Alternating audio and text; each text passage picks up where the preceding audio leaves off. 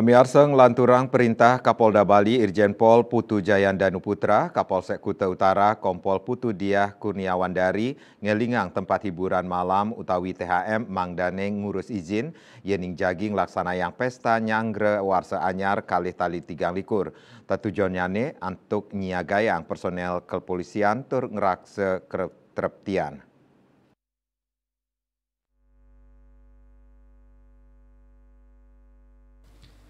Kompol Diah Ritat Kaleng Rauhin rapat koordinasi rakor indik pidabda panereptian Nataru magena ring kantor camat Kuta Utara Badung Mausang, kafe, bar, klub, saha hotel, mangdani ngurus izin, yening jagi ngelaksanayang acara nyangre warsa anyar, selantur nyani acara inucap mangde kaurati oleh baga kepolisian. Pai ketandani talar sampun ngemargiang makudang-kudang pangupaya antuk ngerakse penereptian Nataru sekadi nincapang patroli gabungan sareng instansi sanima pai ketan mangde wewidangan irikes tate aman mewah kondusif.